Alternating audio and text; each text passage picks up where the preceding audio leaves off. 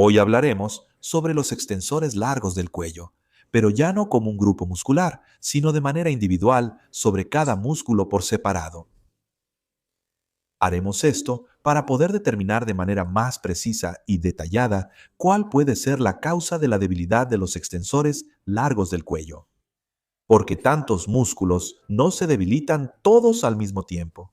Su desconexión ocurre de manera gradual, primero uno y luego otro. Y hoy vamos a ver cada uno de estos músculos. Vamos a estudiar dónde se encuentra, de dónde se origina y en qué movimiento participa. Y vamos a averiguar cuáles de estos músculos son más propensos a la debilidad y cuáles a acortarse. Porque puede ser que analicemos todos los extensores largos y resulte que no todos se debilitan al mismo tiempo, sino que algunos se acortan y otros dejan de funcionar. Y vamos a empezar con los músculos más profundos, lo que está más adentro de todo. Como ya saben, los extensores del cuello no solo se encuentran en el cuello, también comienzan en la región torácica de la columna vertebral. Empiezan desde la quinta vértebra torácica, desde las costillas. Y vamos a empezar con los músculos rotadores, los músculos que giran las vértebras. Y empezaremos con el primer grupo, el más profundo de todos. Son los rotadores, músculos rotadores. Hay dos, el rotador corto y el rotador largo. Ambos comienzan en la apófisis transversa de la vértebra torácica inferior. Y el segundo punto de inserción es la apófisis espinosa. Puede ser de la vértebra superior o de la vértebra que está un nivel arriba. Ese es el punto de inserción. Estos músculos participan en la rotación, en el giro. Es decir, cumplen más una función auxiliar, estabilizando los músculos grandes y principales. Por sí solos, estos músculos pequeños no pueden causar ningún problema. Son mucho más importantes los músculos más grandes que cubren todo esto. Es decir, estos son músculos pequeños que de alguna manera equilibran y corrigen un poco el movimiento en la articulación. Se encuentran en lo profundo. Muchos dicen que hay que entrenar los músculos profundos. Hoy verán cuáles son esos músculos profundos y que no tiene ningún sentido entrenarlos. Los músculos más profundos, porque los músculos más profundos son estos, pequeños, delgados, que normalmente no se dañan de ninguna manera como para que necesiten ser entrenados.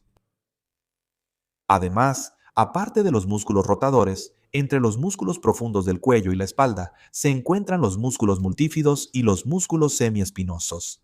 En esencia, es el mismo músculo, solo que se diferencia en que los puntos de inserción son todos iguales. Van desde la apófisis transversa hasta la apófisis espinosa, pero simplemente se diferencian en que los rotadores van desde la apófisis transversa hasta la vértebra superior adyacente.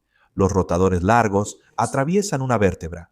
Luego los multífidos y los semiespinosos también funcionan de la misma manera, solo que uno de ellos atraviesa 3 vértebras y el otro atraviesa 4 vértebras. Y así es como cubren toda la espalda, desde la zona lumbar hasta el cuello.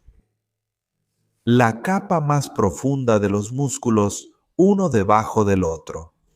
Cuanto más profundo es, el músculo es más corto, va desde la apófisis transversa hasta la apófisis espinosa adyacente, y cuanto más largo es, más superficialmente se encuentra.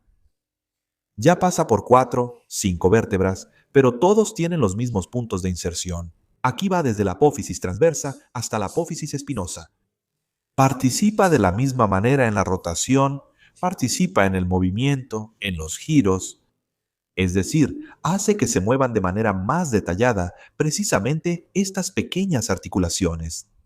La siguiente, un músculo ya más grande, pero que también pertenece a una de las capas profundas de los extensores largos del cuello, es el músculo longísimo de la cabeza. Comienza en la primera, segunda y tercera costilla. Luego sube, se adhiere a cada una de las vértebras cervicales y después al hueso temporal. También es uno de los músculos de las capas profundas de los extensores largos del cuello, pero ya es un músculo más largo, aunque en sí mismo es bastante pequeño, muy delgado. Y junto al músculo longísimo de la cabeza se encuentra el músculo longísimo del cuello. En esencia, se pueden considerar como un solo músculo, pero aún así están separados uno del otro, se dividen, y el músculo longísimo del cuello comienza un poco más abajo. Comienza desde las vértebras torácicas, cuarta y quinta, ya desde las apófisis transversas, no desde las costillas como lo hacían los músculos longísimos de la cabeza, sino desde las apófisis transversas, de la cuarta y quinta vértebra torácica. Luego también se fija a las apófisis transversas de todas las demás vértebras torácicas, desde la tercera hasta la primera. De la misma manera, en el mismo lugar, se fija a las vértebras cervicales, pero ya no se une a la cabeza, sino que termina en la primera vértebra cervical. Y este músculo ya es un poco más grande que el extensor largo de la cabeza. La función de ellos es prácticamente la misma. Están ubicados juntos y hacen prácticamente el mismo movimiento. Pero aquí, ya que son dos músculos diferentes, puede pasar que uno de ellos deje de funcionar y el otro siga trabajando.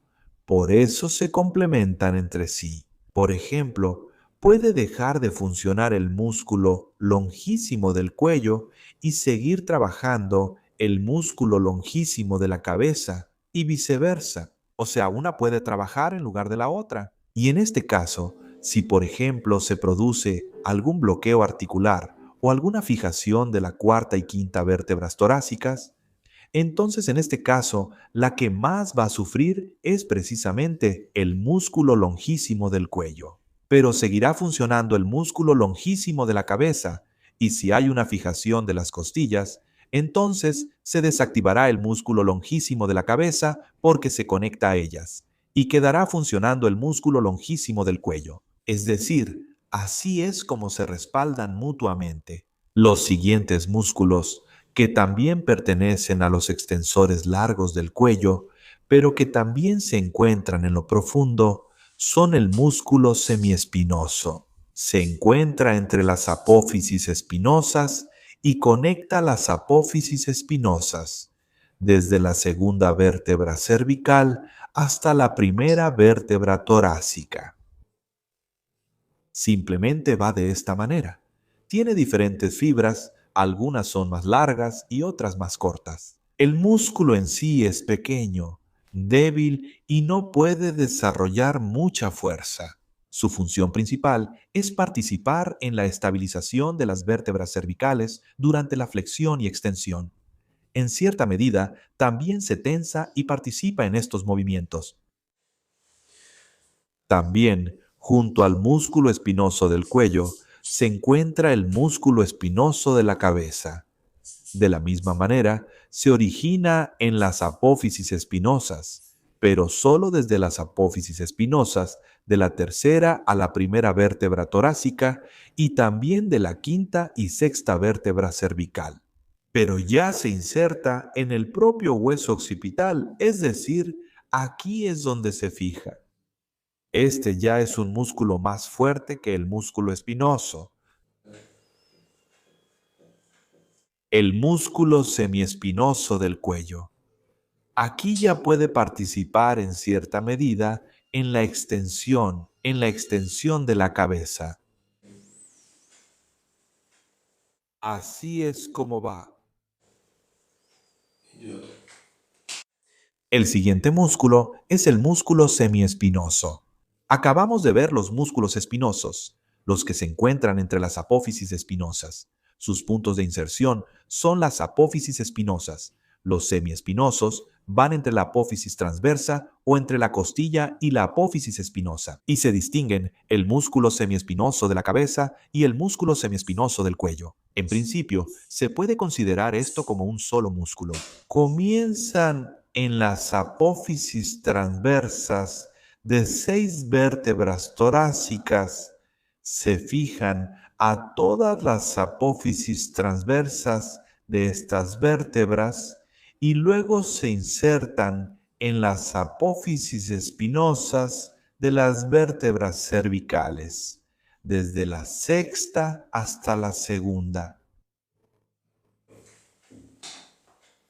Y el músculo semiespinoso de la cabeza es como una continuación del músculo semiespinoso del cuello y ya se inserta en el propio hueso occipital.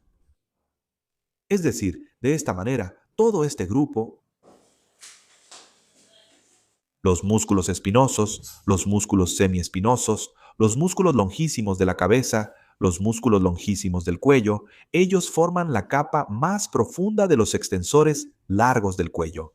Además, debajo de ellos se encuentran los músculos multífidos y los músculos rotadores. Es decir, este ya es un grupo pequeño de músculos, los músculos más pequeños que están entre las vértebras adyacentes y los músculos más grandes, más importantes, más profundos, son este grupo de músculos.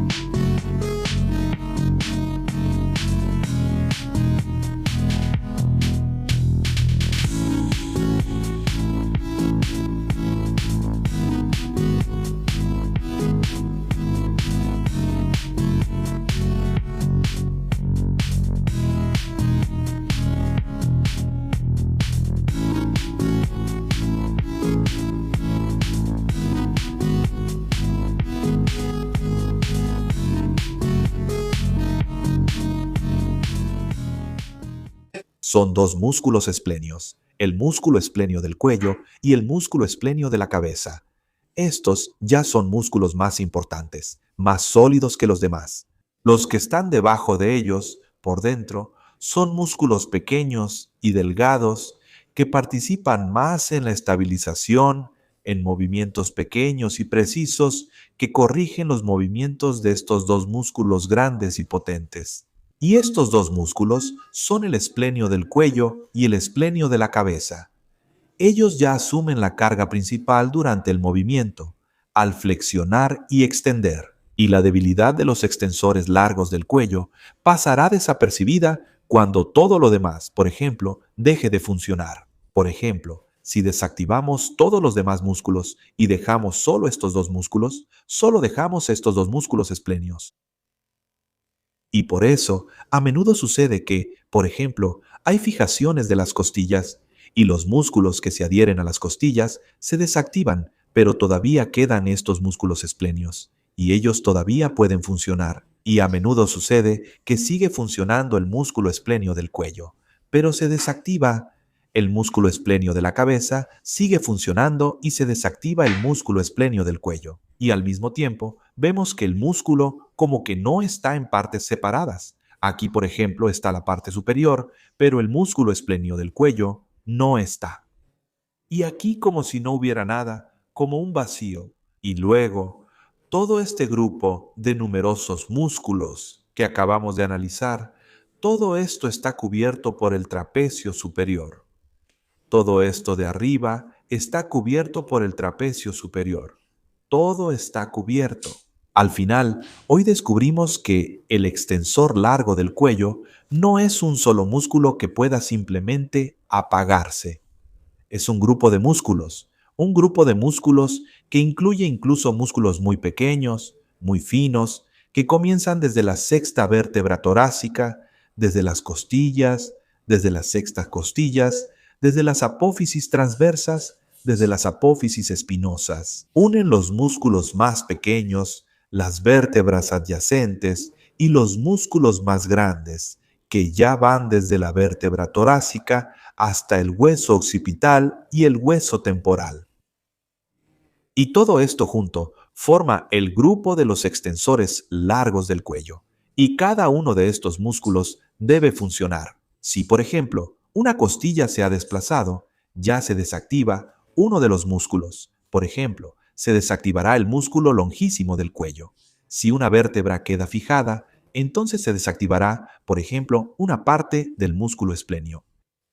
Y por eso, para poder recuperar, para poder empezar a hacer ejercicios para estos músculos, primero necesitamos restaurar toda esta zona, la zona de inserción de estos músculos. Pero si aquí arriba todo está cubierto por el músculo trapecio superior, aquí también todo está cubierto. Aquí el trapecio y el músculo romboides cubren todo esto y por eso hay que acceder a todo esto a través de ellos.